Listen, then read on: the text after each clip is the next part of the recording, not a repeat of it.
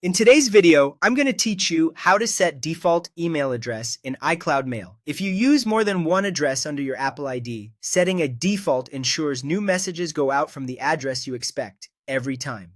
Open a browser and go to iCloud.com Mail. Sign in with your Apple ID and password, completing two-factor authentication if prompted.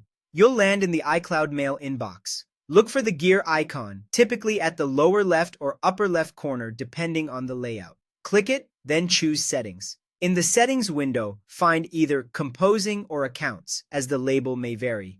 Inside, look for a section called Send From or Default Send Address.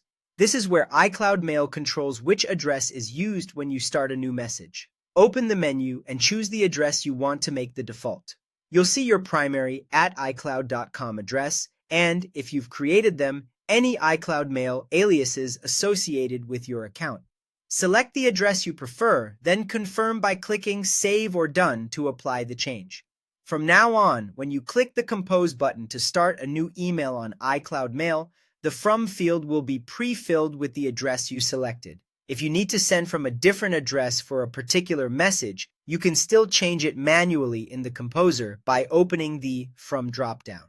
Here are a few clarifications so you know what to expect. The default applies to new messages you start in iCloud Mail on the web. It doesn't change the address for messages you've already sent, and it doesn't affect which emails you receive. Your inbox will continue to collect mail sent to all of your addresses as usual.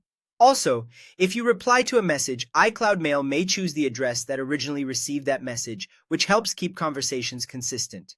If you don't see the address you want in the list, it likely means you haven't created an alias yet for that account. Aliases are additional addresses that deliver to the same inbox and can be added from iCloud settings.